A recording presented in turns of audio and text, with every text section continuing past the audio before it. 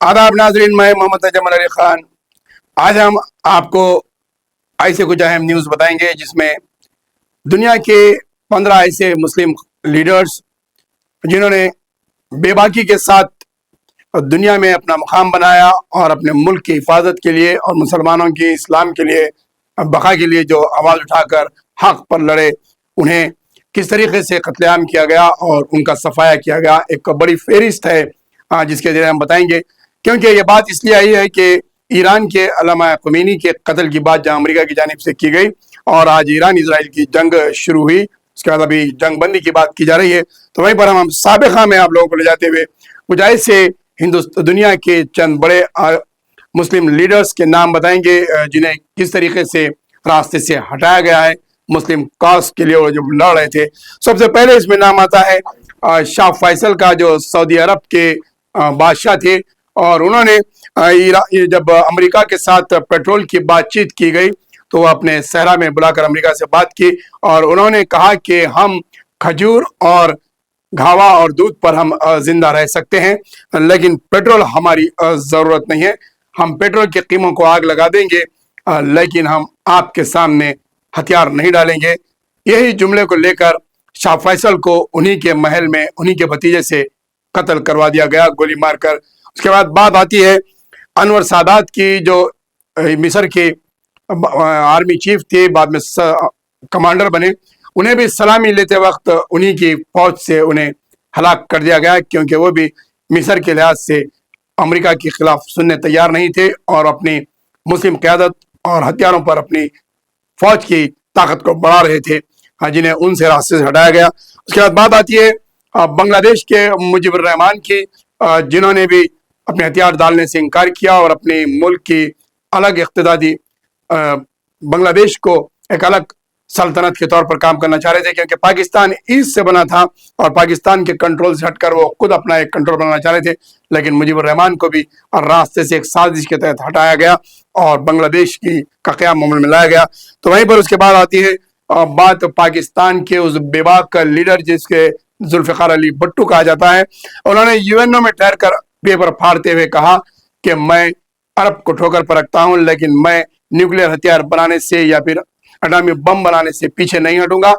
जिसके बाद उन्हें इक़्तिदार से हटाया गया जुल्फ़िकार अली भुट्टो को ज़ियाउल हक़ के जरिए, और उन्हें फांसी दे दी गई। फिर बात आती है रफ़ीक हरारी की, जिन्हें हलाक किया गया। फिर उसके बाद नासिरुल्लाह की भी जो है, इन्हें भी ये भी मुस्लिम काज के लिए एक ताकतवर बन रहे थे, इन्हें रास्ते से हटाया गया। यासर अरफात फ़लस्तीन काज के लिए लड़ते रहे। जब तक यासर अरफात जिंदा थे फ़लस्तीनियों पे इस तरीके के हमले नहीं हुए, इस तरीके से कत्लेआम और जंग इजराइल की हिम्मत नहीं थी,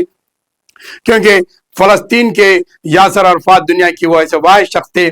जो ना सल्तनत के बादशाह थे, ना सदर थे, ना हुकूमत के हुक्मरान थे। उसके बावजूद भी उन्हें यूएनओ में तक़रीर करने का मौका दिया गया था और वो हिंदुस्तान से भी बहुत अच्छे ताल्लुकात थे। उन्हें भी स्लो पॉइजन दे के फ़लस्तीन के यासर अरफात को भी कत्ल किया गया। फिर बात आती है मोहम्मद मुर्सी की, जो इजिप्ट के बादशाह थे, सदर थे, उन्हें भी बेदखल किया गया और उन्हें बड़ी उम्र के अंदर उन्हें फांसी देकर हटाया गया, क्योंकि वो भी यहूद और नसारा के सामने नहीं झुके। उसके बाद बात आती है मोहम्मद अल गद्दाफी की, जो लीबिया के सदर रहे और लीबिया के 40 साल तक लीबिया की हुक्मरानी की। उन्हें नड़ के तहत पूरे यहूद और नसारा के ममालिक यूरोप और अमेरिका की जानिब से हमला करते हुए बगावत पैदा की गई लीबिया में। बाद में उनका भी कत्लेआम, उनका भी मार दिया गया और उनको भी हटा दिया गया। उसके बाद बात आती है सद्दाम हुसैन की, जिन्हें 18 साल पहले केमिकल वेपन्स के नाम पर इराक के अंदर बड़े पैमाने पर जिस तरीके से तबाही मचाई गई, हमले किए गए और सद्दाम हुसैन को बेदखल करते हुए उन्हें कैद किया गया और बाद में उन्हें बकरीद के दिन फांसी दे दी गई 2006 में। उसके बाद सद्दाम हुसैन और इराक का जो हाल हुआ है वो सब दुनिया के सामने है और किस तरीके से इराक पर अमेरिका का कंट्रोल कायम हुआ। फिर वहीं पर बात आती है याह्या सिनवर की, इन्हें भी इसी तरीके से फ़लस्तीन काज लीबिया के काज के लिए मारा गया। मुस्तफ़ा अबू आरा हमास लीडर को भी इसी तरीके से हमास की जंग पे उन्हें भी खत्म किया गया, क्योंकि ये बड़े ताकतवर दुनिया के لیڈرز گزرے ہیں جنہیں ہم دیکھ سکتے ہیں کہ یہ کس طریقے سے اپنے کاز اور مسلم قیادتوں کے لیے، مسلم ممالک کے لیے، اسلام کی بقا کے لیے لوگ کس طریقے سے لڑتے رہے۔ اس کے بعد جب بات آتی ہے مصطفیٰ ابو حرار حماس لیڈر کی، اس کے بعد بے نظیر بھٹو جو ہے انقلابی لیڈر کے طور پر پاکستان میں نکلی تھی، اور وہ پورے پاکستان کی سرزمین پر اپنا جھنڈا لہراتے ہوئے دوبارہ اقتدار پر آنے کی قریب تھی، انہیں بھی جو ہے شوٹ کر دیا گیا۔ پھر احمد یاسین فلسطین کے لیڈر کو مارا گیا۔ ضیاء الحق کا بھی سابقہ میں اسی طریقے سے پلین کے ذریعے کریش کیا گیا ان کا بھی، کیونکہ جب بھی وہ بھی اپنی طاقت کے بلبوتے پہ پاکستان کے چیف جنرل آرمی بن گئے تھے، اور جنرل پاکستان بننے کے بعد انہیں بھی احساس ہوا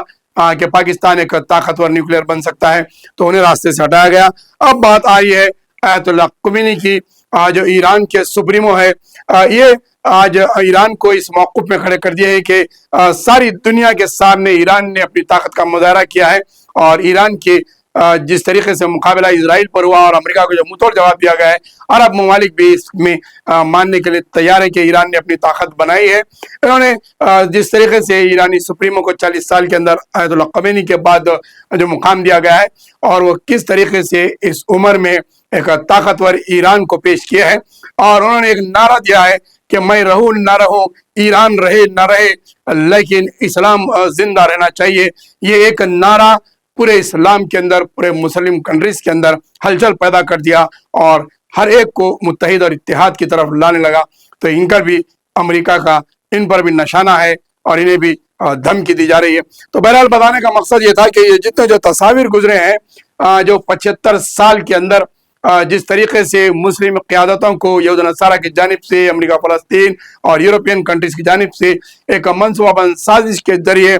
مسلم قیادتوں کو ختم کیا گیا ہے، عالمی دنیا اس کو جانتی ہے، اور نوجوان نسلیں بھی اس کو جاننے کی ضرورت ہے کہ کس طریقے سے مسلم قیادتوں کا ایک کے بعد ایک خاتمہ کیا گیا ہے، اور کمزور کرتے ہوئے مسلم ممالک پر کس طریقے سے آئینی پنجوں سے کنٹرول کرنے کی کوشش کی گئی ہے۔ لیکن اب ایران کی حملے کے بعد اسرائیل اور امریکہ کو یہ سمجھ میں آ گیا ہے کہ اتنا آسان نہیں ہے مسلم قیادتوں کو مٹانا، یا مسلم ممالکوں کا صفحہ کرتے ہوئے ان پر کنٹرول کرنا۔ یہ تھا ہمارے چینل کی جانب سے ایک پریزنٹیشن، یعنی کہ کس طریقے سے مسلم قیادتوں کو ختم کیا گیا ہے۔ آپ کو پسند آئے تو ہمیں کمنٹس دیجئے، اور کمنٹس کے ذریعے اپنے رائے پیش کیجئے۔